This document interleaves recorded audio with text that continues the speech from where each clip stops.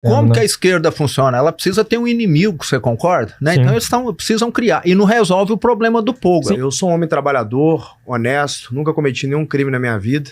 Sou um homem de família, cristão, e eu tenho medo de ser preso. Uma coisa, eles foram muito justos, Tales e Mateus. Né? A gente fala que eles não são justos, mas foram.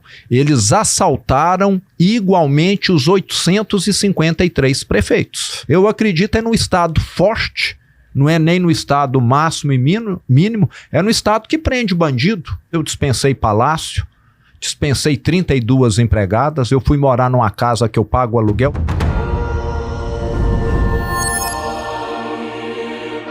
Voltamos aqui com o Vox Luminis, esse podcast que é igual o Cometa Halley, né?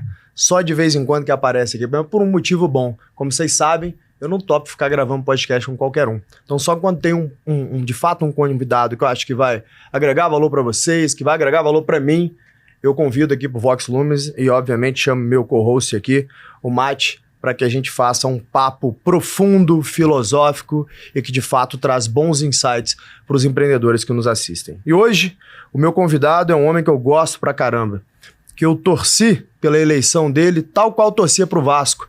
Antigamente, quando eu ainda gostava de futebol lá no Rio de Janeiro. Por Vasco é muita derrota. Torcia como antigamente, quando eu gostava de futebol. Tá? Hoje eu já não gosto de futebol, mas ainda gosto do Vasco. Um abraço pro Charles, economista sincero. Ainda gosto do Vasco. Tá? Hoje eu gosto de futebol americano. Eu não vou mudar de time mesmo, então eu vejo um esporte que pelo menos eu posso mudar de time na hora que o cara tá indo bem.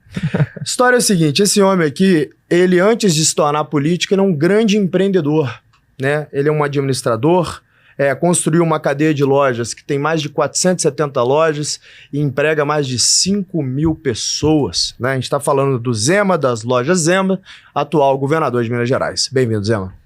Prazer estar aqui, Thales, Mateus. Prazer estar com você aqui, cara. Prazer nosso. E eu fico mais à vontade falando sobre negócios, né, que é onde eu atuei a vida toda até os 54 anos, do que às vezes sobre política, que eu ainda estou num caminho de aprendizado, apesar de já ter feito muito. Mas quem é bom numa coisa costuma ser bom na outra também. Eu diria até que é o seguinte, cara, aí não sou eu que estou dizendo, e eu imagino que você discorde, tá? Quem fala é o Platão, deixando bem claro aqui que é o Platão que falou isso, né? O Platão dizia que a democracia é o pior sistema de governo que existe, só perde para a tirania.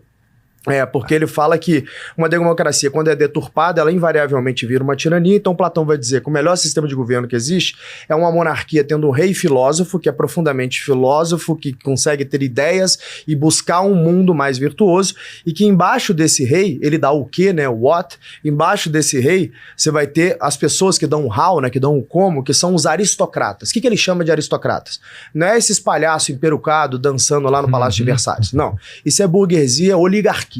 Ele chama de aristocrata homens e mulheres de valor que construíram muito na sua vida privada e que daí não precisam mais se preocupar com dinheiro e que eles vão para a vida pública para se doar para aquilo que é eterno, para deixar um legado. Exato. Então ele fala o seguinte, olha, se eu vou ter um ministro da economia, ele não fala exatamente isso, né? Mas se eu vou ter alguém cuidando da economia ali da nação, tem que ser alguém que foi um grande economista, né? Tal qual a gente teve anteriormente o Paulo Guedes, que foi um grande aristocrata, que eu sei por fato que ele deixou na mesa centenas de milhões de reais para poder sentar na cadeira de ministro de Economia, porque ele era um dos maiores investidores do grupo AFIA, que fez um IPO nos Estados Unidos, se eu não me engano, por 4 bilhões de dólares, e ele saiu um ano antes do IPO, tendo que vender a participação dele por um preço pré-IPO para poder sentar na cadeira de ministro. Ou seja, esses são aristocratas que deixam de ganhar dinheiro, que deixam de fazer algo para si, para fazer algo pelo público. Então, trazendo para nossa realidade aqui, você é um aristocrata, né? Você é um homem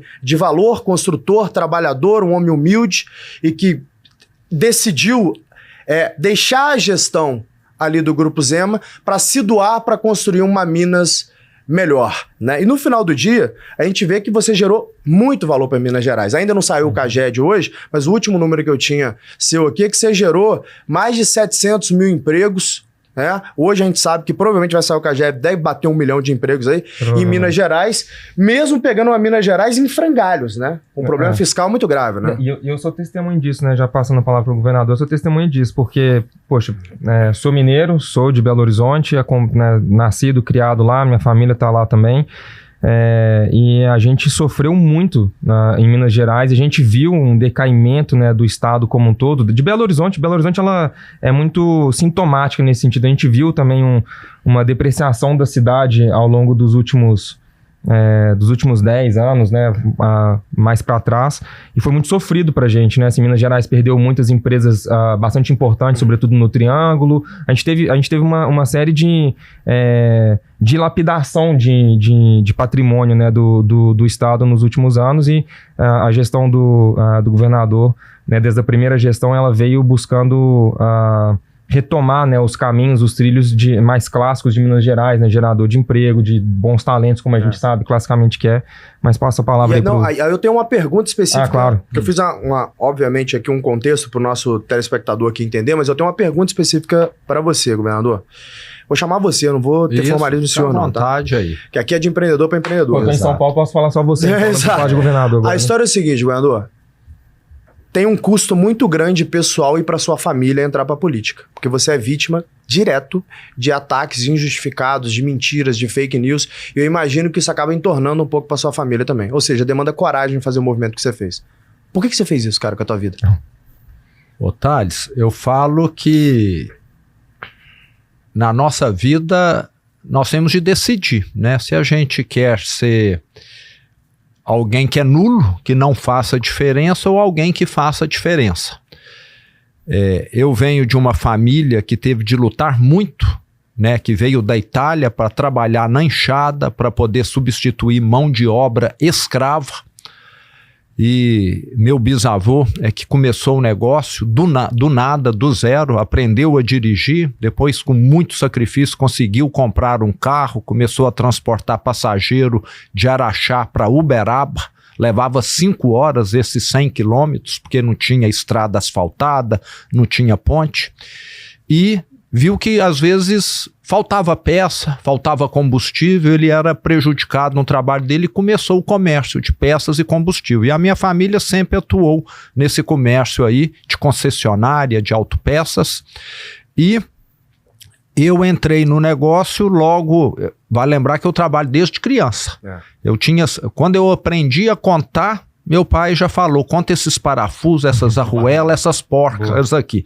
Quando ele vendia as peças complicadas, eu ia contar as peças simples lá. Então, nem sei quando é que eu comecei a trabalhar. E a minha casa era ao lado da empresa, colada.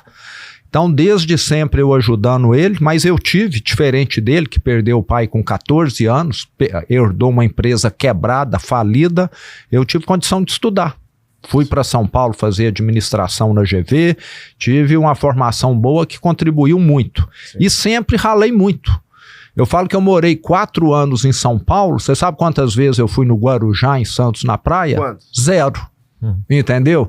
Eu falava assim, meu pai tá lá ralando, eu vou ficar aqui aproveitando a vida? Não saí uma noite, eu estava em São Paulo para poder estudar, aprender. Tudo que a faculdade pedia, eu fazia mais. A faculdade pedia para ler 3 capítulos de um livro, eu li o livro inteiro. Pedia para fazer um estágio, eu fiz 2 estágios e por aí vai. Eu acho que se você faz aquilo que somente é pedido, você é mais um igual aos outros, você concorda?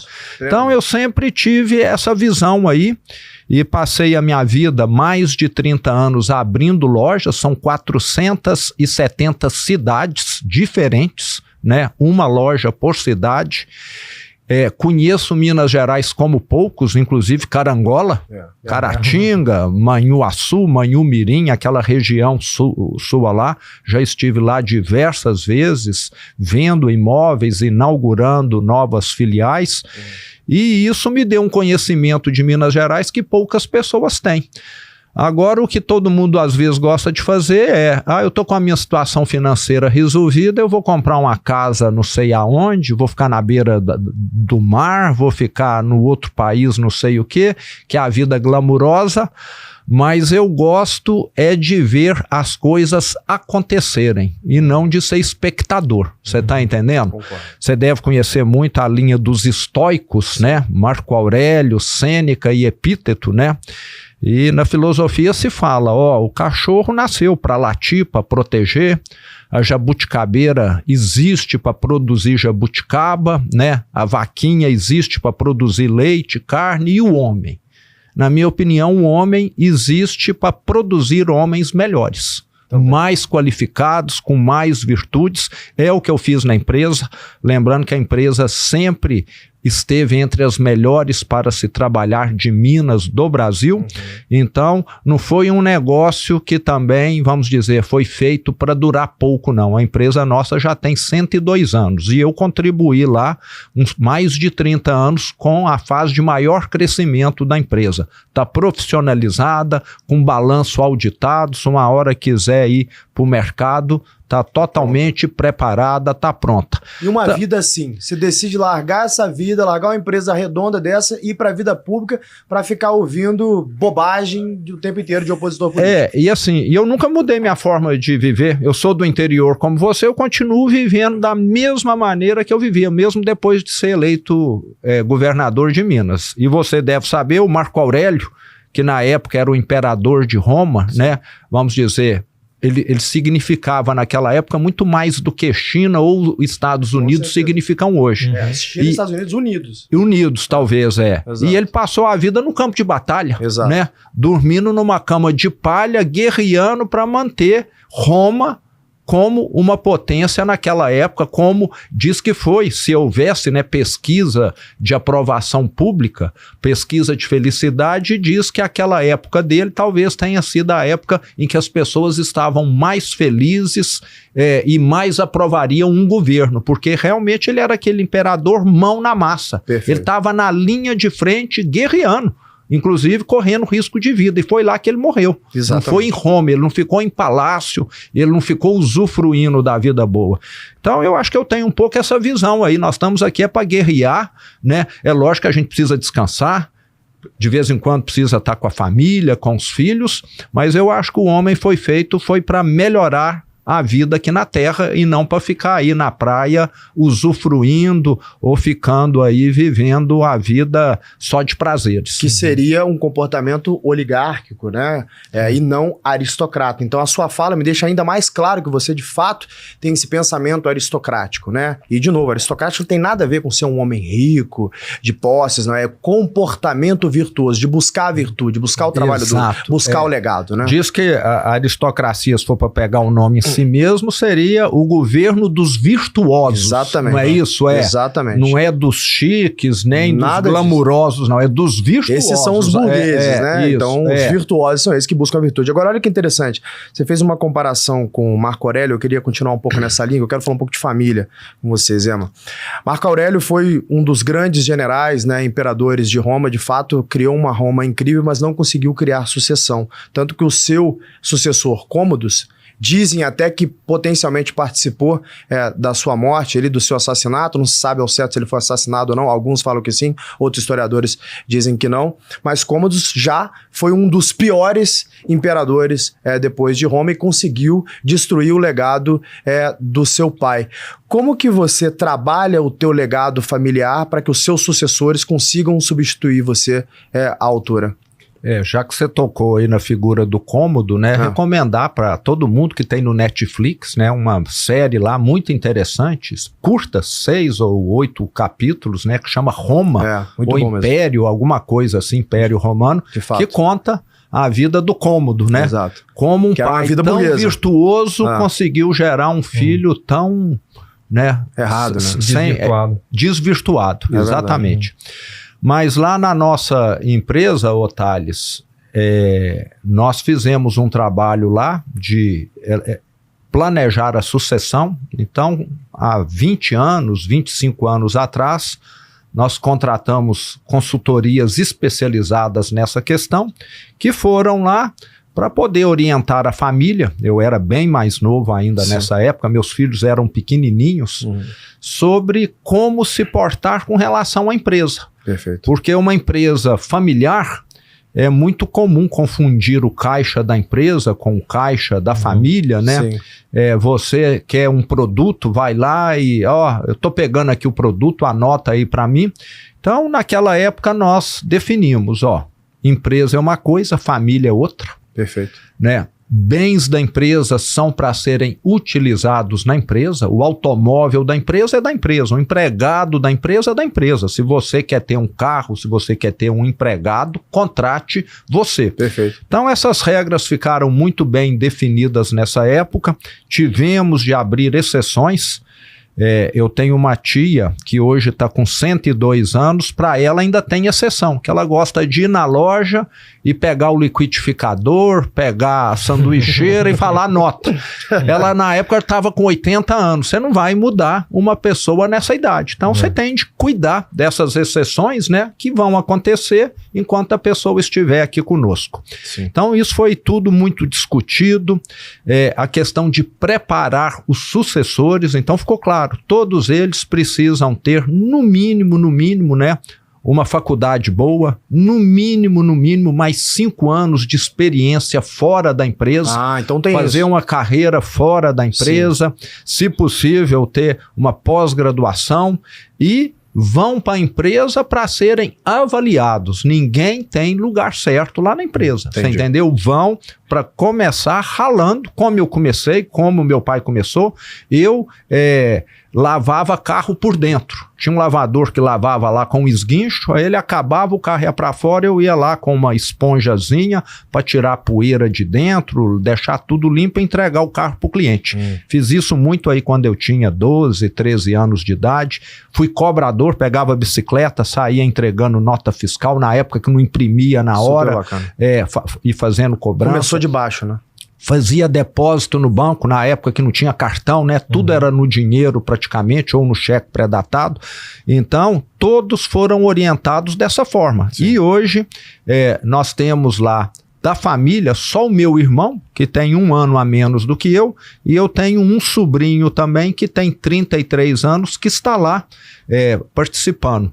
Então, é pouquíssimo. O seu irmão é o CEO ou não? Meu irmão é o CEO. Legal. Então, mais de 5 mil funcionários, você ter só 2 pessoas da família. Meu filho está trabalhando fora, trabalha em São Paulo, em startup, e ele, com certeza, uma hora vai voltar. Minha filha provavelmente não volte, porque ela foi para o ramo artístico. Sim. Mas quem sabe, uma hora encaixa também, né? Por que não? Ela está terminando o mestrado dela em Londres, onde ela mora já há 7 anos, na área de cinema, que é onde ela se formou. Super eu tenho outros sobrinhos ainda que estão estudando engenharia mecatrônica, estudando administração, que com certeza vão ter de fazer opção. Mas nós deixamos claro também, Thales, quem quiser empreender, a empresa vai dar todo o apoio, entendeu? Né? Ele pode pegar um dinheiro emprestado, a empresa pode avalizar, nesse caso aí, para a pessoa realizar os seus sonhos. Claro. Então, eu falo que muitas empresas escravizam a família, ou tem o oposto também, a família destrói a empresa, e lá o que nós procuramos fazer é um diálogo permanente, escutando, adaptando, porque às vezes o que foi escrito há 20 anos, quando nós fizemos, não esteja tão de acordo quanto às necessidades atuais. Na época eles tinham 5, 10 anos de idade, hoje eles já têm 25, 30 anos. E os desejos vão mudando, as ambições vão mudando, né? Então é permanente. Eu falo que você está casado, é diálogo permanente. A situação vai mudando. Vem um filho, vem um segundo filho, vem uma situação inesperada, então você tem de ir ajustando. Justo. Ô Zema, você é um empreendedor, assim como nós, e quando você olha hoje para o teu governo de Minas Gerais, do ponto de vista de empreendedor, quando você tira o chapéu de governador e coloca de empreendedor, o que você gostaria de ter feito que não foi possível porque o sistema não te deixou? Nós vamos ficar 2 horas aqui, só nessa lista. O que vem na tua cabeça? Mas lista alguma coisa que você acha que é importante para deixar aqui. Otários, eu me lembro muito bem que uma das coisas que eu quis fazer e que eu acabei tendo de abortar é que no interior, lembrando que as nossas lojas estão em cidades menores. Claro, sim. Carangola, Manhumirim, Manhuaçu. Pensei que ia abrir uma em BH. O nosso foco é cidade pequena. Sim. Hoje até que melhorou, mas quando eu estava abrindo essas lojas há 30 anos atrás, eram cidades muito, muito carentes. Sim.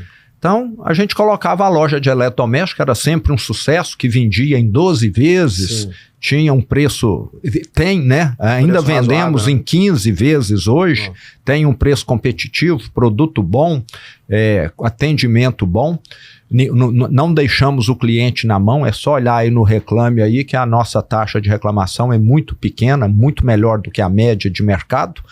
Mas o que eu queria na época, eu falei, gente, aqui nós, além de eletro, temos oportunidade de vender mais coisas, né? E nós tínhamos também lojas de material de construção. E no Brasil, você não consegue colocar, né, duas razões sociais no mesmo endereço. Sim. Não sei se mudou isso hoje. Eu até preciso não consegue, não. Não consegue. Então, para poder vender eletrodoméstico e material de construção, eu tinha de colocar uma parede no meio da loja. Nossa. Tá entendendo? Sim. Né? Como se aquilo ali fizesse a empresa operar com mais transparência. Você entende? E para unir a razão social era difícil, que eram sócios diferentes, sim, etc. Mas essa foi uma das dificuldades. Acabou que chegamos a fazer essa multiloja aí, que vendia tanto material de construção quanto eletro, mas começou a ficar uma operação tão difícil por questões fiscais que nós tivemos de separar. Outra também, que foi necessário, a maioria dos postos tem loja de conveniência. Sim. Não tem? Sim. Né? Tem. Era tudo junto. De repente o fisco chegou e falou, quem quer ter loja de conveniência tem de abrir uma outra razão social. Meu Deus. Para que mais uma contabilidade, mais um livro de entrada e de saída? Você está entendendo? Então tem hora que tem essas questões aí que dificulta. E você, em vez de estar empreendendo, em vez de estar modernizando a empresa, você fica lendo o regulamento do ICMS para poder entender as mudanças para não pagar multa. É o único país do mundo que você tem que ter advogado e contador antes de contratar o primeiro cara de operação, né? Diz que no setor público tem uma piada que eu gosto muito. Na hora que você vai fazer um viaduto numa cidade ou um túnel, você contrata 3 engenheiros e 20 advogados. Você entendeu? Para fazer um túnel, um viaduto. É desse jeito que você precisa. Que vai vir gente falando que ali tem um formigueiro de uma espécie rara, que ali tem uma árvore que não pode cortar, que ela significa não sei o quê. Foi semelhante ao que aconteceu quando levaram a Stock Car para Belo Horizonte, né? Você acompanhou lá. Cara, quem conhece BH, o circuito da Stock Car foi em torno do Mineirão, tá? Certo. E eles queriam colocar algumas arquibancadas, fazer algumas coisas, enfim, eles tiveram que cortar algumas árvores, mas havia uma previsão para repor essas árvores e replantio de árvores em assim, N vezes mais do que foi cortado. Certo. Até aí tudo bem, podemos entrar em algum detalhe. Eles queriam colocar, por exemplo, uma estrutura de arquibancada. Só que essa estrutura de arquibancada, ela precisava entrar num pedaço do terreno da UFMG. Certo. Né? Que os ativistas da UFMG fizeram? Falaram que não podia. Então, tipo, eles tiveram que ter até menos público do que eles gostariam por causa disso. O que seria bom para a cidade ter mais público. Exato, ter mais público, o giro de dinheiro que teve. Quer piorar o ambiente. Exato. Então, assim, é difícil, né? Porque, assim, a UFMG, no caso ali do Mineirão, a UFMG, ela tem acho que ainda é assim, né? O terreno da UFMG ainda é o terreno do Mineirão ainda é da UFMG, tem umas coisas assim mais complexas, mas mesmo assim, muito difícil de você operar as coisas. É sempre assim, vendendo dificuldade, né? Tipo, trazendo pra gente uma série de burocracias que é muito difícil você andar, fazer as coisas acontecerem. Te dar um exemplo, né? concreto. Nós temos uma mineradora lá em Minas que precisa de mais 2 hectares para poder estender a vida útil da mina dela por mais 30 anos. 2 hectares é nada. Você concorda? Concordo. Né? O problema é que esses 2 hectares está hoje enquadrado numa reserva de preservação permanente. Ela falou, me dão esses 2 hectares aqui que eu te dou 20 para você aumentar a reserva. 10 vezes mais. E não querem. Você está entendendo? Querem travar, né? Querem travar, exatamente. Então, assim, é uma hipocrisia muito grande, porque todo mundo que se diz aí que quer preservar a natureza, tem carro, tem telefone celular, tem uma vida boa. Tudo que eles consomem é que faz com que seja necessário ter minas, concorda? Que se extraia petróleo. Eu falo assim, se eles fossem genuínos, coerentes, eles iam falar, eu vou ser índio e vou viver lá na floresta sem nada. Perfeito. Aí eu não estou precisando de 1 grama de aço, não estou precisando de 1 quilowatt de energia. Você concorda? Mas ainda assim, ainda como índios, eles vão estar depredando ali a natureza, quebrando coisa, tirando coisa, extraindo, né, bens. Exatamente. É muita hipocrisia aí. Governador, e falando em hipocrisia, quando você olha para Brasília hoje, o que mais te irrita no sistema? Ô, Thales, são 1000 coisas, né? Não é uma, não, né? Vem na tua cabeça.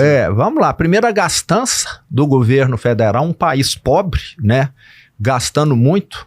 Eu falo que o nosso presidente, os ministros e boa parte da cúpula política é o equivalente ao CEO, aos diretores de uma empresa, né? E o Brasil, lembrando, é um país que tem déficit, um país pobre, seria o equivalente a uma empresa que está com prejuízo, que está só piorando o resultado e só esbanjando. Sim. Um pai de família que não está conseguindo colocar comida na mesa. Ele vai na loja e vai comprar roupa cara, vai fazer jantar caro, vai fazer viagem cara. É o que acontece aqui no Brasil. Parece que é não querer enxergar a realidade. Basta ver os gastos de viagem desse governo versus o governo anterior, né? Sim. Algumas ordens de grandeza maior.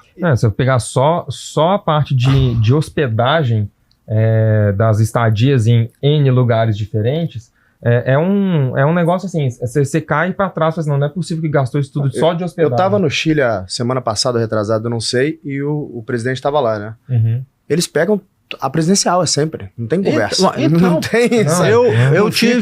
Eu tive no Japão há 60 dias, eu fiquei num apartamento lá, que é do tamanho disso aqui, ó. É isso aí. 10 metros quadrados.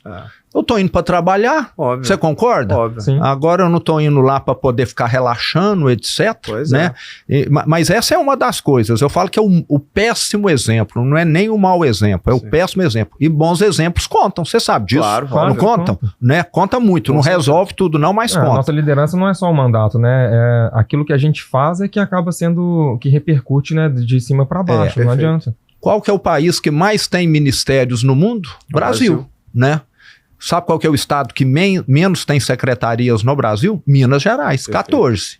Mesmo estado que tem uma população 10 vezes menor do que Minas Gerais, tem mais secretarias do que Minas. Perfeito. Então é essa visão de ficar distribuindo favor, privilégio, de ficar dando emprego para companheirada, né?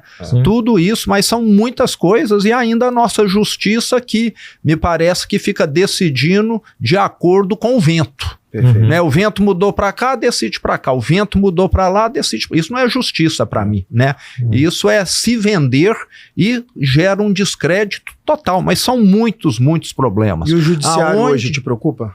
Muito. É uma das áreas que mais preocupa. Você está vendo aí essa perseguição, né, política. Quem é de direita, vou pôr tornozeleira, eu vou restringir a conversa com o filho, não pode sair do Brasil. Uma perseguição. Quem desse pessoal aí deu tiro? Quem desse pessoal aí saiu na rua armado, conclamando golpe, né? É tudo só suposição. Eu penso que você já deve, em alguma ocasião, Thales, ter pensado assim, eu vou ajudar tal instituição, tal lugar. Você teve a intenção de ajudar, aí você não ajudou. Perfeito. Você acha que você é benfeitor nesse caso? Não. Agora lá, talvez eles tiveram a intenção de fazer alguma coisa e não fizeram. Mas viraram golpistas, você está entendendo? Então você não pode nem ter liberdade de pensar aqui no Brasil, né? Você pensar numa coisa não quer dizer que você está matando alguém, que você está executando alguma coisa, né? Essa tese é até mais complexa porque... Cuidado com o que você vai falar, irmão. Por isso que eu estou pensando muito assim, mas assim, até um pouco mais complexo porque... uma definição de golpe precisa fundamentalmente envolver o exército, nesse caso específico, falando do nosso contexto, né?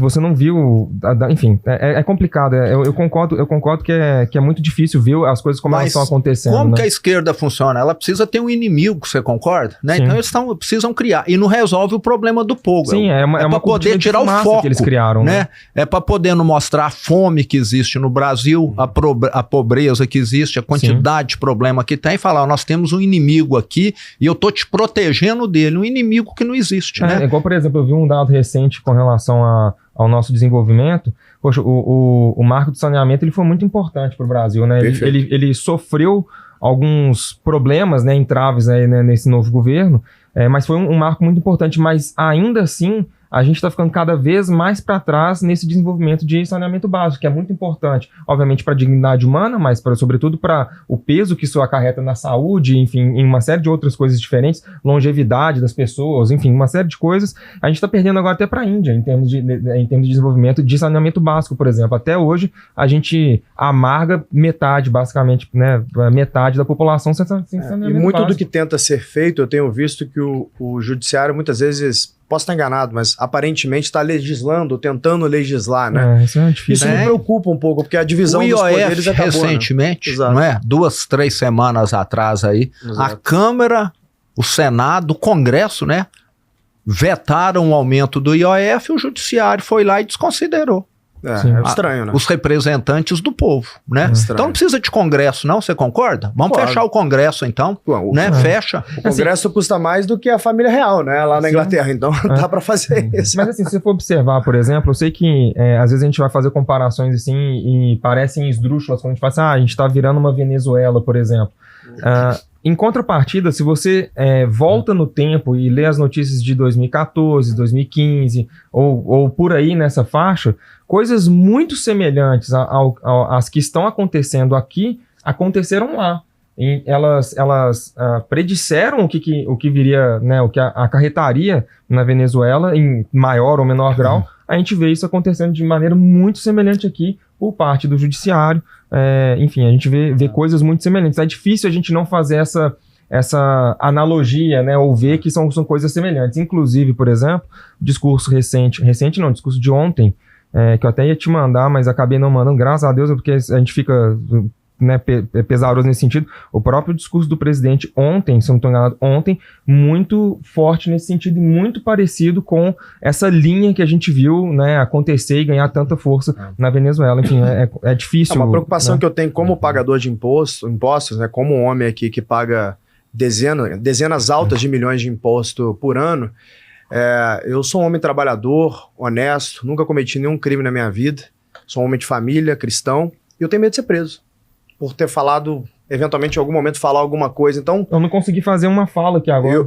Eu realmente tenho medo de ser preso. Como que um homem como eu tem medo de ser preso e não faço nada errado? Então, né? E muita gente que tá ficando com medo porque tá tendo essa arbitrariedade total aí por parte do Supremo, principalmente. E Zema, no dia 16 de agosto agora, você pretende anunciar sua pré-candidatura à presidência da República, né? Esse tema é um tema que você pretende tratar como pauta de campanha? Qual você diz? O tema dos excessos do judiciário? Lógico, eu tenho tratado sempre. Não tenho acompanhamento detalhado, Thales, mas eu acho que nenhum governador tem questionado tanto o Supremo, essas decisões arbitrárias, como eu. Sim. Como mineiro, nós somos mais inconformados, você concorda? De né? fato, sim. E eu sou governador de Minas hoje por inconformismo, por indignação. Sim. 2015 e 2016, não sei se vocês ainda estavam lá em Minas, vocês viram as atrocidades que o PT fez. Eu me lembro. Sim. Pararam de fazer os repasses do ICMS, do IPVA para as prefeituras. Nós tivemos prefeito lá que adoeceu, que renunciou. Porque como é que você administra uma cidade sem receber aquilo que é da cidade? E até que suicidaram. Sim. Lembrando, mesmo? Teve caso de suicídio? Teve caso de suicídio. E esse ponto ele é sobretudo relevante em se tratando de Minas Gerais. Eu sei que outros estados são dessa forma, mas a maioria dos municípios em Minas Gerais são deficitários e eles são absolutamente dependentes dos repasses do governo do estado. Se o repasse ele não acontece, você literalmente quebra a cidade. É um efeito cascata assim, violento, porque aí os funcionários insurgem contra o prefeito, porque a culpa é do prefeito no final das contas, né? Então, assim, é muito difícil e muitas vezes os isso. funcionários públicos dessas pequenas cidades eles sustentam o comércio local, né? Sim, sem dúvida. Você sabe o que muitos prefeitos tiveram de fazer? Lá em 2017, 2018, em vez de pagar a folha, eles não tinham dinheiro, né, para pagar, vamos dizer, os 2.000, 3.000 reais que o funcionário ganhava, e eles forneceram cesta básica durante o mês, falando, ó, para você não morrer de fome até a situação normalizar de novo. Muito triste, né? A pessoa recebia lá 20 quilos de mantimentos para poder passar o mês. E zero de dinheiro. Muitos prefeitos fizeram isso aí. É muito triste. E aí o comércio da cidade fica arruinado. Sim. E eu estou lá em Minas, eu assisti isso de camarote. Exato. Eu falei, não dá para enxergar. Aí é que eu falei, eu tenho de entrar na política, não dá para gente criminosa ficar administrando esse estado, não, né? É uma pena. Mas uma coisa, eles foram muito justos, Tales e Mateus. Né? A gente fala que eles não são justos, mas foram. Eles assaltaram igualmente os 853 prefeitos. Não teve um que escapou. Então foram justos. Tem de dar esse mérito aí para eles. Isso é verdade. Tá certo? Todos, nenhum escapou do assalto. Mas ainda dentro dessa pergunta que o Thales fez, essa pauta, eu vou chamar com esse nome, né, assim, por falta de vocabulário, mas essa pauta de, por exemplo, anistia, indulto pro ex-presidente Bolsonaro, elas têm um custo político relevante, né? Como que você enxerga isso como bandeiras ou como pontos, né, dentro de uma campanha presidencial, vendo que ela tem um preço? Como que você calcula, você está calculando esse preço de levantar isso dessa maneira tão protagonista em detrimento a outros pré-candidatos que ainda não se anunciaram, mas a gente sabe que serão? Sim. O Matheus, eu sou muito tranquilo. Uma das coisas que a vida acho que me ensinou é que você não pode ficar carregando pesos do passado. Você tem de olhar para frente, né? A gente vê aí cônjuge que separa e parece que o motivo da vida de um deles aí passa a ser infernizar a vida do outro. Né? Perseguir o outro, né? Não tem isso? Tem. Um amigo aí que teve um desentendimento com o outro, o motivo da vida dele passa a ser ficar tisicando o outro lá. Nós temos de olhar para frente. Não teve anistia, os terroristas, os sequestradores, os assassinos lá nos anos 70? Muitos não tiveram? E que muitos estão no poder, muitos estão no poder? Estiveram e continuam. Né? Agora me diga qual assassino, sequestrador que está tendo anistia agora? Nenhum. Eles não fizeram absolutamente nada se comparado com o que esses que estão aí fizeram no passado. Então, é bola para frente, na minha opinião. Tem gente, tem de punir não sei o quê. É gente que é ressentida, na minha opinião. É gente que fica vivendo do passado em vez de olhar as oportunidades do futuro. Então, eu sou dessa opinião aí. O Thales já deve ter tido aqui problema. Gente, que você falou aí, que entrou na justiça. Você vai ficar todo dia pensando no sujeito que entrou na justiça sem fundamento nenhum, querendo te prejudicar, falando mal de você, da empresa, etc. Mas senão a gente não anda. Você não anda. Então, é peso demais. É tirar esse peso do passado. É falar, o judiciário, não precisa, esquece disso aqui. Vamos atrás dos bandidos que estão aí matando os 44 mil brasileiros por ano. Qual que é o país que tem a maior quantidade de homicídios por ano? Brasil. É mesmo? Do mundo. Passou países em guerra, então? Sim, não tem. Morre mais gente aqui do que na guerra da Ucrânia, por exemplo, se eu não estou enganado. Se somar, pelo que eu sei, todas as guerras que estão em andamento hoje, aqui morre mais gente. Mas estranho, aqui a armamento é proibido. Como é que morre gente? Pois é. É proibido para nós, cidadão de bem, né? para você, para mim, para o bandido não, entendeu? É desse jeito, é assim. Então nós temos de olhar para frente. Parece que aqui o Brasil é o país que fica se olhando as picuinhas, as coisinhas pequenas. Quer ver um exemplo aí também, Thales? Em 2019 ou 20, nós tivemos uma reforma da Previdência. Sim. Não demora, vai precisar fazer outra. Opa. Sabe por quê?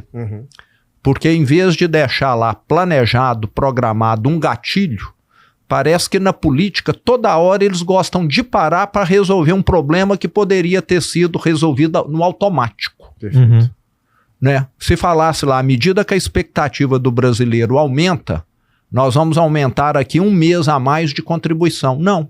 Deixaram o negócio estático. A expectativa de vida subiu, vai precisar ter outra reforma da Previdência. Até 2040 já era, quebrou a Previdência. Aí o Brasil vai parar de novo 1 ano para ficar discutindo o que poderia ter sido definido lá em 2019 ou 20, quando foi aprovado. Isso sem contar que a economia prevista que a reforma da Previdência geraria, primeiro a gente deu uma queimada, né, praticamente em tudo na pandemia. Perfeito. E agora, com o governo atual, assim, quantas décadas a gente vai ficar pagando esse prejuízo aí? É como se aqui na sua empresa, toda vez que uma lâmpada queimar, você tem de reunir todo mundo para discutir a troca da lâmpada. Você está entendendo? É mais ou menos desse jeito que o Brasil funciona. E refazer todos os processos. É o famoso criar dificuldade para vender facilidade. Isso, exato. Os caras vivem disso, né? E, governador, a gente tem aí alguns nomes, né? Em vista de se candidatar nessa nova direita. Então, tem o senhor, tem Tarcísio, tem Caiado, tem o Eduardo Leite, tem o Ratinho Júnior, tem o Michele, o próprio Eduardo Bolsonaro, eventualmente. Como é que o senhor enxerga essa direita? Será que a gente não está se diluindo demais e dando chance para uma esquerda unificada de fato permanecer no poder e aí talvez ser o fim do Brasil? Muito pelo contrário. Eu tive com o presidente Bolsonaro há 15, 20 dias atrás e a visão dele coincide com a minha. Quanto mais atores candidatos à direita tiver, Thales, melhor. Se o candidato do Rio Grande, o governador do Rio Grande do Sul for candidato, eu tenho certeza que ele vai ter mais votos no Rio Grande do Sul. Justo. Se o governador do Paraná for candidato, com certeza ele vai chamar mais votos no Paraná, de Goiás a mesma coisa, de Minas a mesma coisa. E isso seria migrado para o segundo turno. Aí no segundo turno nós estaríamos juntos. Perfeito. Então, muito provavelmente o que nós teremos em 2026 serão alguns candidatos da direita, até porque a direita tem bons nomes, ótimos nomes. Acho que é a primeira vez na história que tem tantos bons nomes, tantos bons governadores juntos. Assim, concorda? Que Concordo. É muito bom, né? Você já pensou você ir num concurso de Miss que só tem uma desfilando? Né? Não sei se vai escolher a melhor, né? Exato. É bom que tenham muitas desfilando. E com isso, nós vamos chegar no segundo turno mais forte. Perfeito. Aqueles que não forem para o segundo turno vão estar trabalhando nos seus estados até para que aquele candidato que passou para o segundo turno consiga ir com uma margem boa. Então... E eu queria muito que o ano que vem a gente não tivesse essa vitória, que na minha opinião não parece vitória, quando um time ganha do outro de 501 a 499, parece que não é vitória, você concorda? Sim. Né? Vamos ganhar de 550 a 450, você concorda? Perfeito. Aí fica um negócio assim, falar, não, isso aqui é vitória mesmo, isso aqui não foi por acaso não, como foi essa última eleição. Parecido até com o que o Trump conseguiu fazer, né? Ele fez o Congresso, fez o Senado e também, incrivelmente, ele conseguiu maior voto popular, né? Então, assim, no número de votos, ele também teve mais votos do que... Então, ele não só teve o colegiado, então ele conseguiu construir algo bastante concreto, né? E nesse caso, a gente não está falando só de candidatos à presidência, né? A gente também precisa de um bom quadro para as outras cadeiras, né? Como o Senado, para os deputados também, enfim, tem muita coisa. Temos de avançar, porque se o Senado não põe um freio no Supremo, no Judiciário, essas barbaridades vão continuar acontecendo, né? O Senado é que deveria, e infelizmente, não sei se por falta de coragem, não pôs esse freio aí que é tão importante. O sistema judiciário, Zema, o sistema eleitoral, é algo que te preocupa ou a gente pode confiar como brasileiros nas urnas? Nós precisamos mudar o sistema eleitoral em alguns pontos. Você deve estar se referindo aí à questão do voto impresso. Eu sou favorável, né? Se acabou a eleição lá, imprime um relatório daquela urna ali, dá um comprovante para quem votou. É possível fazer isso hoje, né? Possível. Você é da área de tecnologia, você sabe melhor do que eu. Eu só não entendo por que não é feito. Esse ponto específico ele é muito pacífico. Em que sentido? Só para não trazer uma confusão desnecessária. A gente não está falando que eu imagino, né? Acredito que... Extinguir a urna eletrônica. E também continua com ela, só imprime o comprovante. E a gente não tá falando de você sair com um bilhetinho na mão, votei no fulano, né? Porque isso pode ser um voto de cabresto que o cara vai lá e ele troca por alguma coisa. Perfeito. Não é isso que a gente tá... Não é isso que a gente tá falando. Isso. A própria urna brasileira que tinha sido aprovada com voto impresso, ela funcionava bem. Não sei se vocês lembram do próprio STF apresentando essa urna e elogiando ela. E até, coincidentemente, um projeto do Bolsonaro, onde você tinha a urna bonitinha, fazia impressão, você conferia se estava certinho, dava ok, isso caía num invólucro lá, tudo lacradinho, bonitinho, então você tinha como comparar o que foi feito ali, entre aspas, digitalmente, aí você faz impresso, pronto, aí você faz a por amostra, você pode fazer. Cada 500 urnas você pega uma e conta. E isso é feito em vários lugares diferentes. Mas uma outra questão que me preocupa... Desculpa, lá não é não. Lá é outro sistema. Sim. Mas uma coisa que me preocupa tanto quanto isso, Otários, é a questão de todo ano para o Brasil parar para votar. Eu estou na política agora, eu sei que em ano par, os políticos param de trabalhar para estar envolvidos com campanha. Sim. Nós tínhamos de unificar essas eleições. Perfeito. Pelo menos seria parar uma vez a cada 4 anos. Perfeito. Você concorda? Concordo isso é uma aberração que nós temos aqui. Concordo né? plenamente. Porque chegou ano par, é o vereador, é o prefeito, trabalhando para eleger o deputado dele, você entendeu? Igual vai ser o ano que vem. Ou se for igual ao ano passado, é o deputado parando de trabalhar, o governador também sendo prejudicado nas suas atribuições para tentar eleger prefeitos, vereadores, Perfeito. etc. Então, era unificar tudo. Tem eleição? Uma eleição a cada 4 anos, pronto, e acabou. Senão fica essa bagunça. Seria aí. um sonho, né? No final do dia, a gente sabe o quanto que demanda fazer campanha, né? E custa caro. E Sim, um custo caro. enorme para a sociedade isso aí. Perfeito. Esse é um outro ponto, né? A gente parar de financiar essas campanhas, né, via Estado, assim, pelo menos na minha opinião, porque, poxa, a gente tem que fazer esse financiamento público, né, de campanha, e é um absurdo a quantidade de dinheiro nossa, e sempre cresce, o fundo eleitoral ele sempre cresce. E a gente está subsidiando uma classe política, com todo respeito, né, a gente tá subsidiando uma classe política, e esse recurso todo podia estar sendo direcionado para as nossas muitas mazelas, como foi bem lembrado, o Brasil, ele é um país pobre, ele tem gente sofrendo para valer. Então a gente precisa de ter um olhar diferente e uma gestão mais responsável dos nossos recursos. Exatamente. Acho que no final do dia é o seguinte, o senhor como eu também é um liberal, então a gente tem crenças no ponto de vista de economia, né? De ter uma economia menos estatizada, mas ao mesmo tempo o senhor está agora para assumir uma cadeira, né, de eventual chefe do executivo. Como é que vive essa dicotomia? Na verdade, eu quero entender o seguinte, se você fosse fazer um raio-x da tua visão política e do papel do Estado hoje, e se a caneta fosse na tua mão, como que seria esse Estado? Ô Thales, a iniciativa privada faz a maioria do processo de gestão melhor do que o setor público. Lá em Minas nós temos o hospital público da rede FEMIG. Se um componente de uma máquina lá de ressonância de raio-x estraga, nós temos que fazer uma licitação. Talvez, se tudo correr muito bem, 3, 4, 5 meses a gente consiga adquirir esse componente. Um hospital privado estragou agora, daqui 1 hora a peça está lá. Porque você tem autorização para comprar. Na hora que o setor público vai comprar, você tem de fazer chamada de preço, publicar edital. Então tudo é mais lento, né? Tudo é mais lento, mais caro, mais demorado. Aí quantas pessoas ficaram sem raio-x, sem a tomografia ou sem a ressonância? Nesses 3, 4 meses. Um equipamento caríssimo fica parado meses por causa do processo de compra. Então o Estado é ineficiente. Não é culpa de ninguém. Por definição. É por definição. Eu sou da época em que telefone era quase que valor de carro. Uma linha de telefone. Eu sou mais velho que vocês. Eu lembro da Telemig. Você lembra da Telemig. Ter uma linha de celular ou uma conta era um absurdo. Hoje o consumidor tem opção. Perfeito. Então, nós temos de dar para as empresas essa gestão do que é do Estado e que elas podem fazer muito melhor e barato. Perfeito.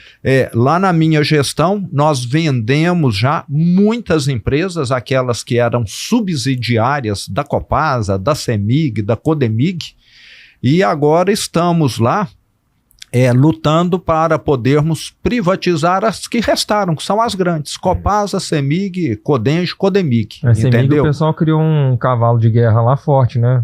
Sim. E a CEMIG, no passado, quem acompanha sabe que ela foi usada como cabide de emprego e como ferramenta da politicagem. Não sei se vocês acompanharam lá em Minas o caso da energia solar. Quando nós chegamos lá em Minas, havia de capacidade instalada 500 mega. Hoje, nós já devemos estar rompendo lá 13 gigas. É 26 vezes mais em 6 anos. Sabe por que teve esse avanço extraordinário?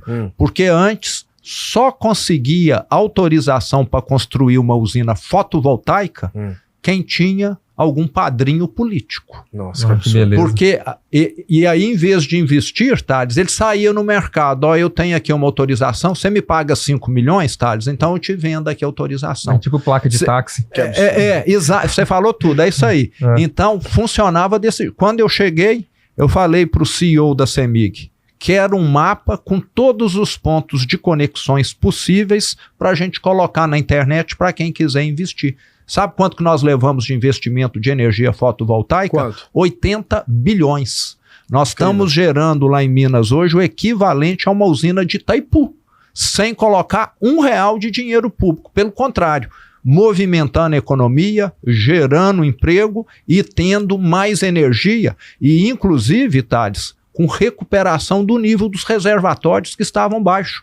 Porque num dia de sol, quem é que está fornecendo mais energia? A fotovoltaica. Perfeito. E não a usina de Furna, de Três Marias, ou de Nova Ponte, dependendo só de chuva. Então, todos ganharam, mas antes era para só uma dúzia de amigos do rei estar ganhando. Mas você falou aí do Estado, eu acredito no Estado forte, não é nem no Estado máximo e mínimo, é no Estado que prende bandido. Sim. Será que aqui no Brasil esse Estado máximo que o PT apregoa está prendendo bandido? Talvez não. Eu acho que o brasileiro está cansado da violência. De vez em quando eu entro aqui, Instagram, Facebook, etc. Toda hora tem um vídeo lá de um sujeito com a arma apontada para o outro, dando tiro, matando. Um pai de família, um trabalhador, né? Não é isso? Não é? Então parece que esse Estado aqui está do lado da bandidagem. E isso não funciona. Então o que a gente precisa ter é um Estado que funcione e que seja eficiente. E não só ficar dando emprego para a companheirada como tem acontecido. Eu concordo. Mas aí, por exemplo, vamos pensar, só pensando assim, dentro dessa cabeça de pré-candidato à presidência. Você falou, por exemplo, que Minas Gerais é o que tem menos secretarias em comparação com outros estados. O que a gente pode ver assim, da sua cabeça de gestor enquanto iniciativa privada aplicado na iniciativa pública?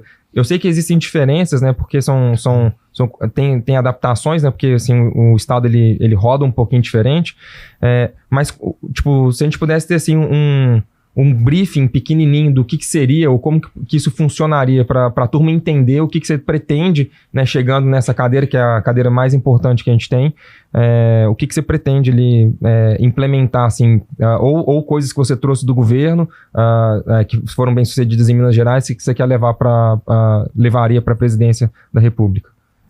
Matheus, um dos pontos que nós fizemos em Minas Gerais, assim que eu fui eleito no final de 2018, nós contratamos uma empresa headhunter para poder selecionar os nossos secretários.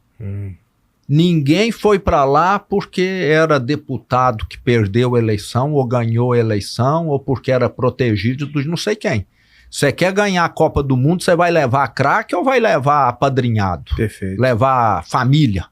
Você seguiu a orientação de Platão, que é pegar pessoas que fizeram na vida privada para vir para pública. Você vai pôr aqui na área financeira da sua empresa um sujeito que é seu amigo, que é formado em artes. De forma alguma. Nada contra os artistas, entendeu? Não vai funcionar, né? Então, isso já faz uma diferença gigantesca. Agora você pega o ministério hoje lá em Brasília, você vai ver que a grande maioria está lá por apadrinhamento, não por competência. Era o que acontecia em Minas. Enxugar. Você precisa ter aqui 15 diretores? Nunca, né? Lá nós temos 14 secretários. A maioria das cidades no Brasil tem mais do que 14 secretários. Sim. E eu coloco todos numa mesa e consigo. Nós estamos falando ali da quantidade máxima de subordinados. 14 já é muito, na minha opinião, mas não dá para ser menos também. Sim, claro. Você ter, Matheus, uma coisa que no setor público não existe. Ter metas, ter compromissos a cumprir, ter acompanhamento. No setor público, na maioria das cidades, infelizmente, estados e governo federal, o que existe é um feudalismo. É o sujeito que é da secretaria A ou do ministério A falar assim, o ministro ou secretário do ministério B, não entre aqui na minha área. Isso aqui é meu, é do meu partido. Então, o que acontece? É como se a Secretaria do Meio Ambiente não conversasse com a Secretaria de Desenvolvimento Econômico, porque uma está com o partido 1, a outra está com o partido 2. Sim. Se você não tem comunicação, coordenação, sincronismo, as coisas não funcionam. Você sabe disso. Verdade. O departamento comercial conversa com o financeiro, conversa com o de marketing, tudo integrado. E lá não tinha, era uma muralha entre cada secretaria. Eram feudos ali. Eram feudos. E o pior é que sabe o que acontece na prática? Me corrija se eu estiver errado, pelo menos eu vi isso com os meus olhos em outra gestão, que secretarias rivais, vou colocar dessa forma, fazendo a mesma coisa, gastando dinheiro 2 vezes para a mesma finalidade, só que uma falando assim, não, isso aqui é minha responsabilidade, isso aqui é minha, ao ponto de, inclusive, judicializar para ver quem que é o dono do negócio para poder cortar a fita e etc. Não foi uma versão não, tá? Pensa bem. Eu não vou dar um exemplo claro, porque senão todo mundo vai saber quem são as pessoas e quais foram os projetos. A sua área de marketing brigando na justiça com a sua área de vendas. É o que acontece dentro do Estado, você está entendendo? Porque o interesse não está alinhado, né? Eles não agem para o interesse do povo, mas sim pelo interesse próprio. É como se não fosse para o interesse da empresa. É como se a área de marketing fosse algo isolado e a área de vendas fosse algo isolado. Não tem como dar certo. Não tem como dar certo. Não tem. Tem gente que brinca que o setor público no Brasil é equivalente a um submarino. Foi feito para afundar.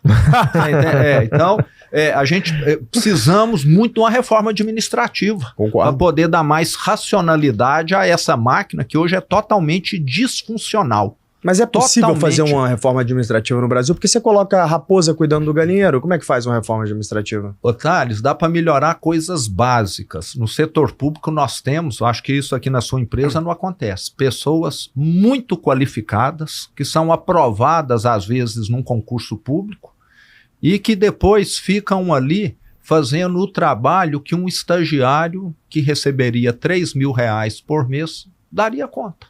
De fato não acontece. Você não vai pagar 15 mil, 10 mil para alguém estar fazendo isso. Você concorda? Concordo plenamente. Não é?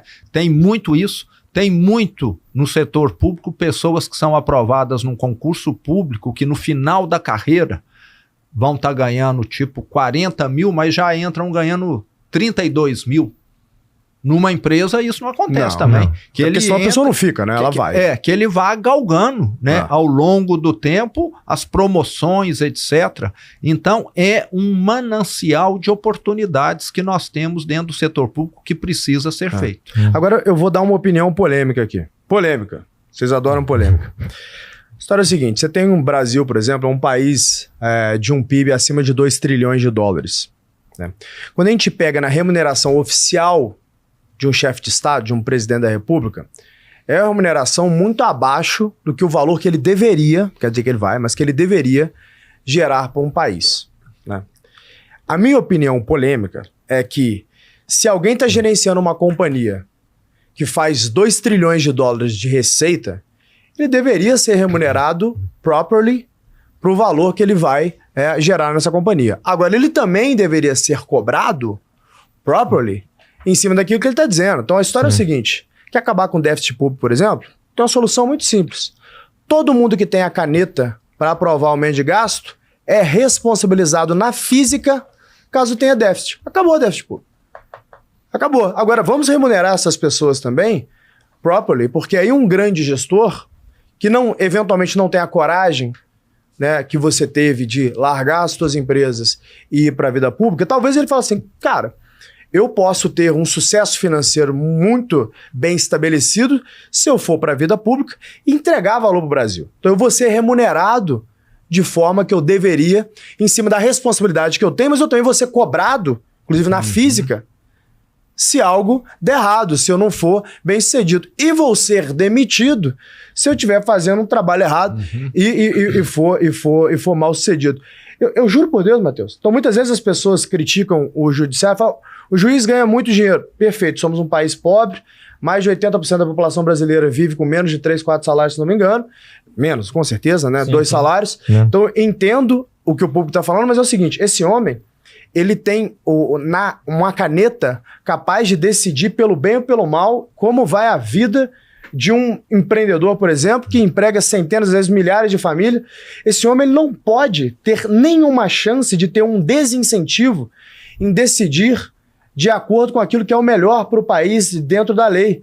Então, se você não remunera bem o suficiente, eu estou falando bem o suficiente assim, que seja impossível, por exemplo, eu acho que você enfrentou esse problema, né, de que os salários dos secretários de Estado, o teto era baixo, né? Baixíssimo. Então você não contrata gente boa. Então meu ponto aqui é muito difícil contratar gente boa. Por isso que é uma opinião polêmica. O pessoal fala: mas você é um liberal e quer que o funcionário público ganhe mais?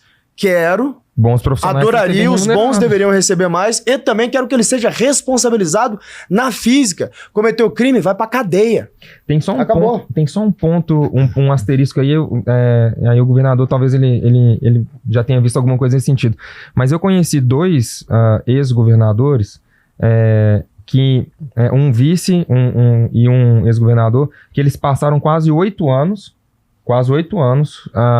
tendo questões de prestação de nada de corrupção, etc., Sim. mas só assim, pós-cargo, porque eles assinaram muitas coisas ao longo, né, ao longo, enfim, da vida pública, e ficaram quase 8 anos com advogado, e tendo que prestar conta na União, não sei o que, etc., e gastando, assim, uma bica de dinheiro para nada. Ou seja, eles não fizeram nada errado, passaram por tudo isso, assim, torraram dinheiro para poder garantir: olha, eu não fiz nada de errado, tá aqui tudo certinho, etc. e tudo mais. Então, isso também aí qual que é o problema, né? É que isso, a princípio parece interessante, mas é utilizado politicamente, porque aí você coloca um juiz ou você indica alguém ali politicamente, beleza, agora é caça às bruxas, vai atrás do cara, acabou com a vida do cara. Aí por isso que a gente tem dificuldade. Quem quer trabalhar no setor público? Tá louco, depois muda de governo, caça Matheus, às bruxas. Muitas vezes os meus seguidores, as pessoas que me conhecem, falam assim: você tem que ir pra vida pública, você tem que se candidatar. Sim, a gente já cansou de ouvir isso aqui. Sabe qual é a chance de eu me candidatar? É 0. Eu não tenho a menor chance de eu ter a coragem de fazer o que você fez. Eu tenho realmente, assim, uma admiração tão grande por você ter feito isso, né, na posição que você tem na vida. Eu tenho 0 chance de fazer um negócio desse num país como o Brasil. Mas, ao mesmo tempo, eu entendo que é o seguinte: digamos que o superávit primário ao final do governo, que a gestão deixou, 1% vira PL, né, participação dos lucros para quem participou daquilo. Eu sou a favor, desde que essas pessoas sejam responsabilizadas, inclusive criminalmente, se elas fizerem coisa errada e deixou déficit, vai para tua física. Tira todos os seus bens. Aí eu sou a favor. Eu sei que é polêmico, mas alinha os incentivos. Otários, eu acho que todo tipo de recompensa por desempenho é bem-vindo. Mas no setor público, isso hoje no Brasil ainda é raro. É uma das questões que podem entrar numa reforma administrativa. Agora, antes disso entrar, nós tínhamos de ter uma facilidade, uma avaliação de desempenho para colocar para fora pessoas que estão lá só para perturbar. Nossa, Perfeito. Esse negócio de estabilidade é de a estabilidade é necessária, vale lembrar que ela é necessária. Sim. Mas hoje, para você provar que alguém está lá prejudicando, você vai levar 10 anos, 15 anos. Enquanto isso, ela está ali se alimentando da máquina pública. Ela está se alimentando, né? Deteriorando a máquina pública, entendeu? Então tem muito abuso. Lembrando que é uma minoria, você está entendendo? Claro. Eu estou falando que o 1, 2% que é ruim acaba fazendo uma imagem negativa dos demais. Concordo. Entendeu? Concordo. Agora eu acho assim, se num país como o Brasil tivesse algo semelhante ao que você falou, eu acho que deveria ter muito mais, às vezes até em vez de proporcionar ganho de milhões, nós estamos falando de um país, de órgão público, isso eu acho que é muito questionável por parte da população, mas seria o seguinte, se está tendo déficit, como está tendo hoje, magistrados, ministros, presidente, o primeiro escalão, no mínimo, não ter nem reajuste, ficar congelado. Isso é o mínimo. Todo ano o rombo aumenta e reajuste de salário. É mínimo, já seria um avanço, você está entendendo? Porque o que você está falando é fazer uma revolução francesa. O que eu estou falando é o seguinte, vamos já... Só de virar essa chave já é um passo gigantesco, porque o pior é você ver o rombo subindo e muita gente tendo aumento. Né? E já ganhando bem, com os maiores salários. Se você quer saber qual que é a real inflação do Brasil, é só olhar qual que está sendo o tamanho do reajuste do judiciário. Faz sentido. Aí você vai saber, o percentual que está sendo ali, deve ser por volta disso aqui, entendeu? Faz sentido. Eles nunca não saem pode perdendo. aumentar salário, não pode colocar um privilégio, não pode fazer nada que justifique aumento de remuneração. E já seria um avanço extraordinário isso. Ô Zema, Alexandre o Grande, né, dizia que ele prefere um exército de ovelhas liderado por um leão do que o contrário, né? Um exército de leões liderados por ovelha. E, essencialmente o que a gente está dizendo que é o seguinte, um homem fisicamente perigoso, um faixa preta de jiu-jitsu, um homem altamente treinado para matar, se ele quisesse, com as próprias mãos, né?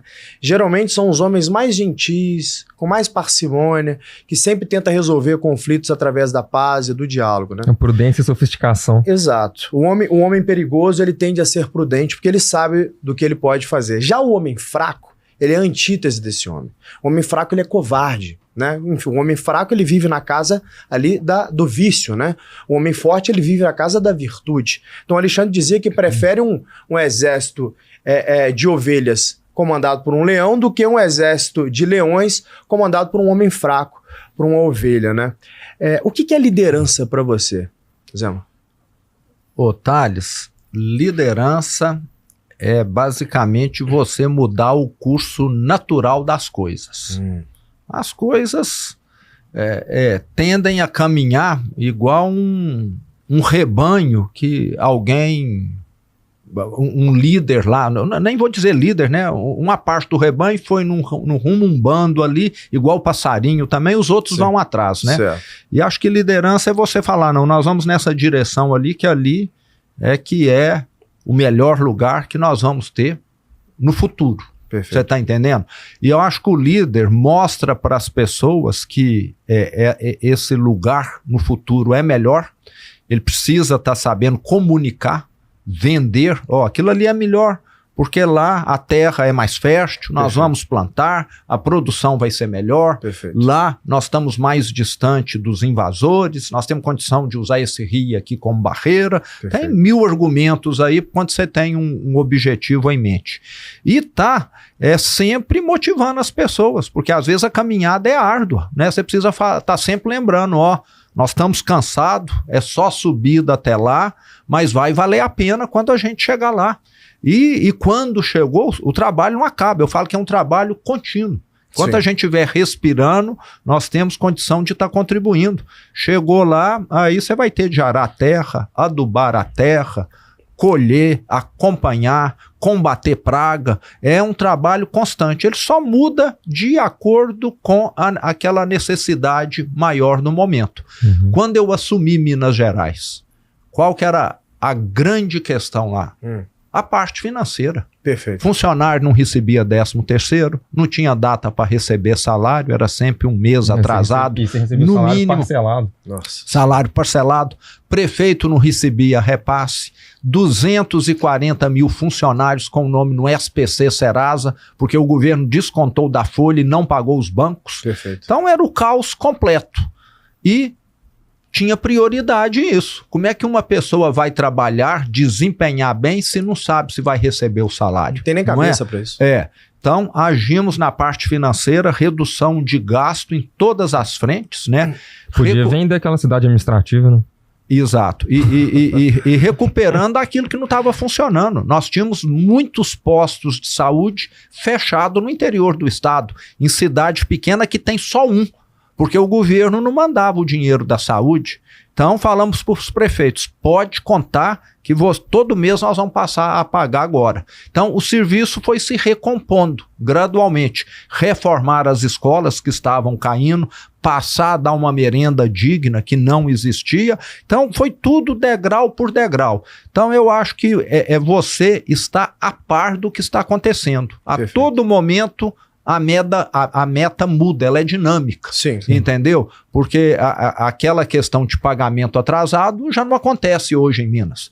Estamos longe de ser um estado que tem folga financeira, mas não é mais o caos financeiro. Então, acho que liderança é você estar sempre se inteirando dessa realidade e definindo quais são as metas daquele momento.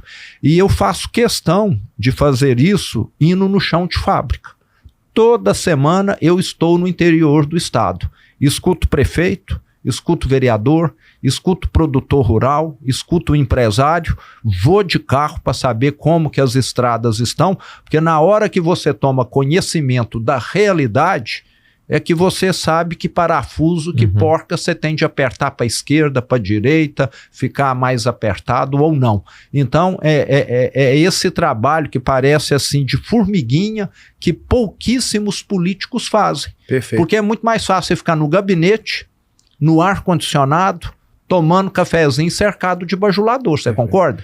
E a minha vida no varejo foi passada em campo. Acho que um dos grandes erros do líder, Zema, é ele ficar preso na tua sala, ouvindo só a turma que traz as boas notícias, então não ter o contato com a realidade, não ir ali para a força de vendas, igual eu te levei, não ir conversar com o cliente. Então ele fica, como você disse, envolto de puxa-saco, que só traz boas notícias, que a gente chama de departamento de boas notícias. Isso. Então ele fica cego, né? Ele não consegue tomar boas decisões, porque ele não tem informação. Não tem a história da Maria Antonieta lá na França? Perfeito. Não é? Exatamente. O povo está com fome, né? O que ela respondeu? Manda servir croissant para eles, não é Porque isso?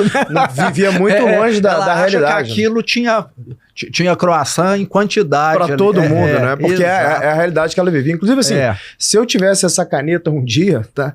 Eu juro, eu acabaria com Brasília.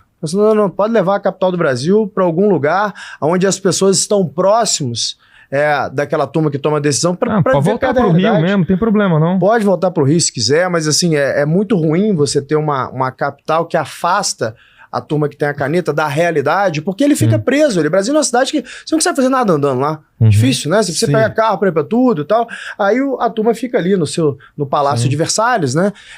Os empirucados lá, né, são a grande maioria, não todos, mas oligarcas, não são ali aristocratas, não pensam num legado, né? E aí eles estão longe da realidade, mais distantes, né? Diz que alguns deles, né, até vêm assistir jogo de futebol em São Paulo, tem de pegar o avião do governo, pega né? da FAB, né? Não é? O jatinho da FAB. A gente sustenta, a gente dá muita mordomia para essa turma, né? Impressionante. Mas fazer eu fiz questão, Thales, de desativar os elevadores privativos que o governador tinha lá. Eu tomo o elevador que todo mundo toma. É até bom pra você ver se as pessoas estão com a cara boa ou ruim, você concorda? Ver se você tá fazendo alguma coisa certa ou errada, né? Frequentemente eu ando de avião de carreira. Às vezes dá para conciliar o voo de carreira com a vinda a São Paulo, ao Rio de Janeiro, a Brasília. É bom pra você ver como é que tá a vida real também, pra ver se as pessoas vão te xingar ou vão te acolher bem. Você concorda? Perfeito. Não é? Então, essa convivência com o mundo real, me parece que a classe política no Brasil não faz. E eu acho que é o seguinte, só para fazer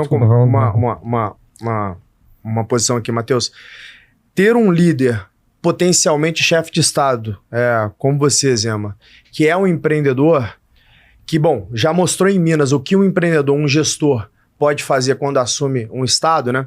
Mas ter esse gestor, esse empreendedor assumir no Brasil é mais do que um sonho pra gente que gosta de política, entende de política e principalmente entende de gestão, porque eu acabei de voltar de um non-deal roadshow, né? Que é quando os bancos, a gente está numa companhia que a gente está próximo de fazer um IPO, está esperando o mercado reabrir, então eu falo com muitos fundos de equity, que são esses fundos que investem em empresas que estão para listar e são listadas. Eu falei com 10 trilhões de dólares, Olha só. Falei que 10 trilhões de dólares. Então essas pessoas, perdão, 10 trilhões de reais. Falei com o PIB brasileiro, 2 trilhões de dólares. Esses gestores, eles olham para mim e falam assim, olha, o Brasil tem os fundamentos certos, né? Você tem uma população grande, um país continental, uma nação que consome pra caramba, a gente consome muito mais do que na média, assim, do que um europeu se comparado com a renda que o brasileiro tem, né? O brasileiro ele tem até um hábito negativo, né? Que ele consome tudo que ele tem, ainda o cheque especial, isso não é bom, mas do ponto de vista pro mercado, isso acaba sendo uma dádiva para as companhias, né? Desde que, obviamente, ele pague ali suas dívidas. Então, quando os fundos de equities olham para o Brasil, eles falam, o fundamento é certo. Então, eles me deram essa frase, tá? O Brasil tem uma mola comprimida.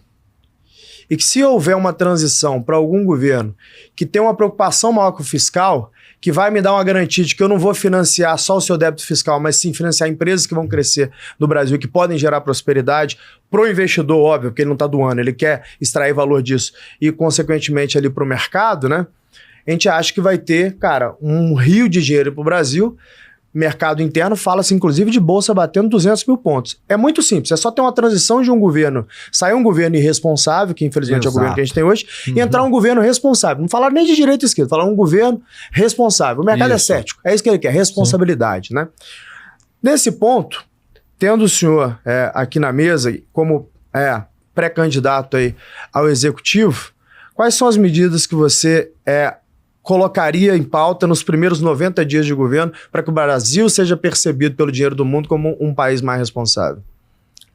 Ô Thales, não existe bala de prata para resolver problema de uma empresa nem de um governo. Aqui na sua empresa, se você fala, vou fazer isso e a empresa vai para mudar de patamar, não é mentira. Você vai ter de fazer centenas de ações aqui.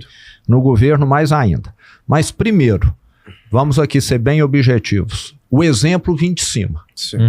Eu acho que um presidente nosso tinha de dar exemplo de gastar pouco. Começar por ele mesmo, entendeu? Lá em Minas eu dispensei palácio, dispensei 32 empregadas, eu fui morar numa casa que eu pago aluguel, tenho uma empregada e não 32 empregadas, garçom, mordomo, maître, não sei mais o que o antigo governador tinha.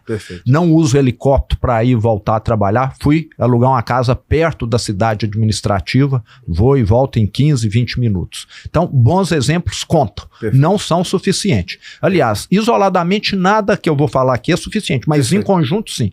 Segundo, atacar a gastança. Quando um governo gasta muito, eu falo que é um efeito dominó. Primeiro vem a inflação. A inflação do Brasil até não está descontrolada, não, mas podia ser muito menor. Podia ser 2% ao ano. Tá entendendo? Que é muito melhor do que o que está hoje.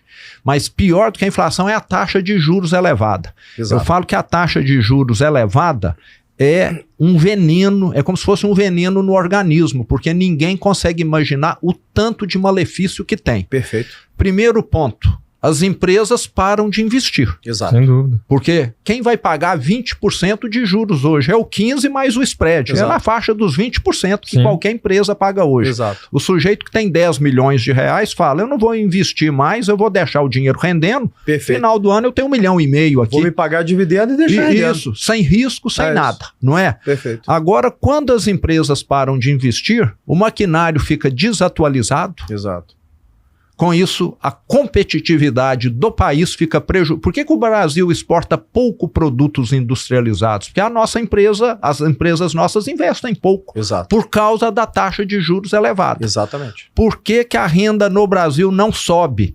Porque as empresas investem pouco e a produtividade também não sobe. Você concorda? Concordo. Um maquinário da década de 80 não vai produzir o que um maquinário atual produz. Temos uma das piores produtividades do mundo, dos países.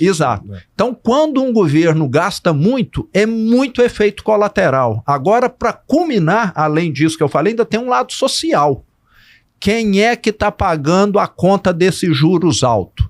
É o sujeito milionário que tem lá milhões aplicado ou é o endividado humilde? É sempre o pobre. É sempre o pobre. Inflação esse é o governo mais terrível que eu falo que ele é a maior hipocrisia possível. Ele fala que está fazendo programa social, que está distribuindo renda, mas o juros está fazendo no sentido inverso muito mais do que qualquer programa social. Eles estão distribuindo renda, só que ao contrário, né? Dos pobres para os ricos. A dívida pública do Brasil hoje, a ordem de grandeza é 7 trilhões. 15% ao ano é 1 trilhão. Nós estamos dando 1 trilhão para os ricos e tirando dos pobres. 7% tá entendendo?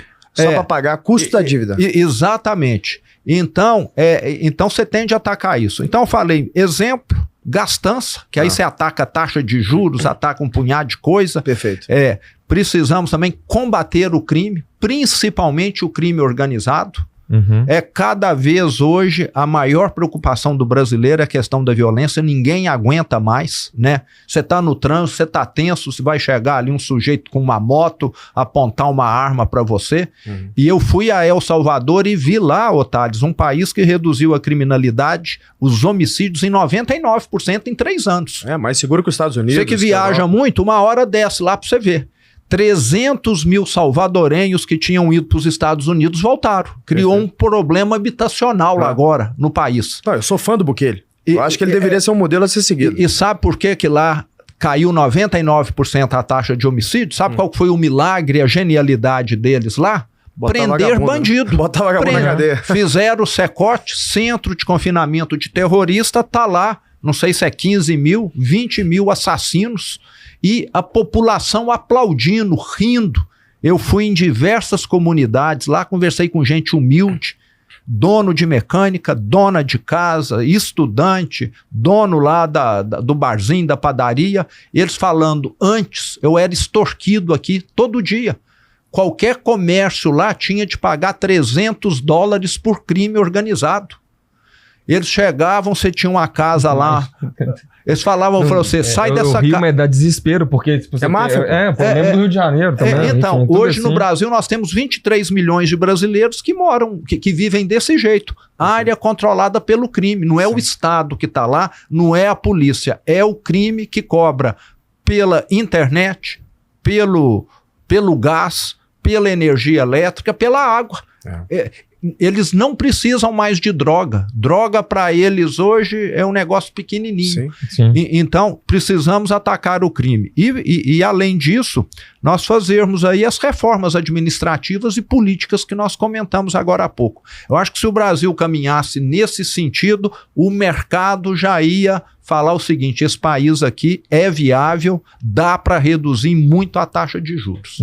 Só um ponto dentro disso que você falou, porque sempre quando a gente fala assim de apertar o cinto, de redução de gastos, etc., existe um silogismo terrível que pegam isso e falam o seguinte, você vai tirar dinheiro dos programas sociais, você vai desassistir os pobres, você vai tirar dinheiro do SUS, etc. E não tem nada a ver uma coisa com a outra. A gente está falando de tirar privilégios de quem está... dos políticos, tirar essa camada de ineficiência e não necessariamente, né, e não tem relação com os investimentos que são feitos nos programas sociais e outras coisas do tipo. Tô falando besteira ou é certíssimo. Dá para você, às vezes, até melhorá-lo. Porque sem dúvida, na hora que você economiza 1 trilhão de juros por ano, você pode estar direcionando isso para o social. Eu lembro daquela discussão clássica do Ciro perguntando, dá bilhão, né? Eu acabei de dar um dado aqui, né, nesse podcast, 7% do PIB brasileiro para pagar custo da dívida, por quê? Porque a gente está com a Selic a 15%. Então, se você consegue baixar a Selic, o que baixa a Selic? Cara, é fluxo de capital vindo para dentro, né? É confiança de mercado. Então, se faz essas reformas, o mercado começa a trazer capital para dentro. Eu já vi bancos falando de bolsa a 200 mil pontos. Você baixa o custo da dívida. Esse dinheiro que você deixou de gastar para ficar remunerando investidor, você consegue aplicá-lo em programas sociais e, obviamente, bancar tudo isso que a gente está falando aqui sem retirar nada daquilo que a pessoa humilde está contando. E lembrando, o Brasil é um país pobre. A gente não está falando aqui em nenhum momento aqui, tipo, de qualquer coisa que tenha relação com tirar coisas dos mais necessitados, porque a gente sabe, a gente conhece. Pô, a gente olha norte de Minas, a gente sabe o que é. É duro pra caramba. Agora, a gente não tá falando disso, né? O imposto mais nefasto que existe chama inflação. Sim. É ele que faz a dona de casa. E eu sei porque, a verdade é assim, eu venho de uma família extremamente pobre, né? Eu cresci no quarto de empregada, de favor na casa do patrão da minha avó. Então esse é o lugar que eu venho ali de Carangola. Eu cresci com pessoas que escolhiam entre comer ovo ou comer só arroz e uma vez por semana podia comer um frango, comer uma carne. Essa é a minha vida, então eu sei o que eu tô falando. A verdade é, essas pessoas quando batem ali no supermercado, a inflação tá alta, e falam assim, vamos pro ovo, não dá pra ter frango não. Né? Então, essa inflação é o mesmo preço que a dona Maria ali, que vive com um salário mínimo, tem 3 filhos para criar, paga no frango, é o preço que eu pago. Esse imposto é o mais nefasto que existe. Esse que deveria ser combatido. Zé, para encerrar, teu time tá falando que a gente precisa encerrar aqui. qual que é o legado que o Zema... qual que é o legado que o Zema quer deixar para o Brasil e como que você quer ser lembrado no futuro? Otário, isso aí eu acho que eu deixo para as pessoas, né? Eu procuro dormir todo dia com a minha consciência limpa, tranquila, que eu fiz o melhor. Você está entendendo? E acho que isso vai depender de interpretação, né? Eu nunca gostei muito de homenagem, sabe? Eu acho que você tem que ter a régua alta para você mesmo e não para estar mostrando para os outros. Então eu vou muito nessa linha e se eu puder, acho que eu escolheria ser lembrado como alguém que melhorou a vida das pessoas. Você está entendendo? Perfeito. Esse negócio de homenagear com nome de ponte, de aeroporto, de estrada, não sei o quê. A minha consciência vale mais do que tudo isso. Você está entendendo? Né? Eu penso assim, se eu estiver tranquilo, conta mais do que se tiver 100 mil me aplaudindo. Perfeito. Porque o que eu quero é entregas boas. A minha vida poderia estar muito mais tranquila, né? Se eu tivesse em outra área, tivesse já não querendo trabalhar e poderia ficar o resto da vida, mas, igual eu falei, eu sou meio que estoico, né? Inconformado, principalmente num país que tem um PT, que parece que quer mandar a nação pro abismo, você entendeu? Aí eu me sinto com mais energia ainda. Enquanto o PT existir, eu vou estar cheio de energia para poder mostrar que eles estão totalmente equivocados, errados, já destruíram Minas, né? Eu falo que lá em Minas nós somos um caso meio que inédito, que lá foi o equivalente a tirar o Titanic do fundo do mar. É como se o Titanic estivesse navegando hoje a nossa missão lá em Minas Gerais. Então é essa indignação, esse inconformismo aí que continua me movendo, mas agora eu acho que é o futuro que vai analisar aí, e eu tenho certeza que só de você estar com a consciência limpa, tranquila e os resultados estarem visíveis, nós somos um governo que tem uma boa aprovação, significa que nós estamos indo na direção correta. E um ponto que eu sempre digo lá, Thales, é que a minha gestão, o estilo nosso lá de fazer, é muito mais semelhante a um agricultor que planta mogno e eucalipto do que o de um agricultor que planta milho e soja. Ou seja, a colheita boa vem lá na frente. Perfeito. Nós estamos deixando grandes projetos estruturantes iniciados, alguns já em execução, como a linha 2 do metrô, a duplicação da rodovia Belo Horizonte, Brumadinho, Belo Horizonte, Mariana, Ouro Preto, que também será duplicada, o Rodoanel Metropolitano, que vai melhorar em muito a vida ali de mais de 30 cidades da região metropolitana, 5 grandes hospitais regionais que serão entregues ainda na minha gestão. Então, assim, no dia que o meu governo tiver o último dia lá acabar, muita coisa vai continuar ainda amadurecendo pelo futuro, além das entregas que nós fizemos. E me parece que no Brasil falta muito essa visão de longo prazo. Perfeito. Todo mundo querendo só plantar, me parece que alface, o milho que você colhe hoje ou amanhã ou daqui a 3 meses, né? E a gente precisa plantar para colher daqui a 10, 15 anos também. Concordamos. É a clara visão de longo prazo, a visão virtuosa, né? Turma, enquanto alguns vivem de prometer, a gente tem aqui um homem que vive de entregar. Nosso convidado hoje foi o governador de Minas Gerais e empreendedor Romeu Zema. Agora, dia 16 de agosto, oficialmente pré-candidato à presidência da República. Zema, obrigado por estar aqui. Foi um prazer falar com você mais uma vez. Prazer foi nosso. Obrigado por ter contribuído aí. Obrigado, Matheus. Obrigado, Thales. Você que nos ouviu até agora, se quiser um Brasil mais lúcido, mais executor, não adianta... Eu sei que eu estou pregando para convertido aqui, quem me segue, obviamente, já tem uma cabeça mais aristocrática, mas não adianta a gente ficar só na nossa bolha vendendo para convertido, né? O teu trabalho, mandar esse podcast para outras pessoas que estão em dúvida, é o teu trabalho com muita calma e respeito, debater política, debater Brasil, porque essa é a única chance que a gente tem de salvar o Brasil. Nas últimas eleições, eu falei que vivíamos ali uma batalha entre o bem e o mal, e que se o mal fosse eleito, o Brasil estaria em maus lençóis, né? Provavelmente viveríamos em uma tirania.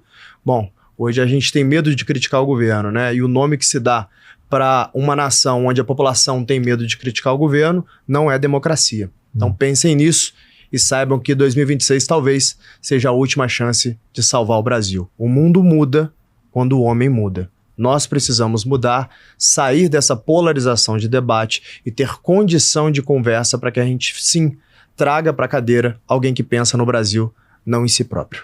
Até a próxima.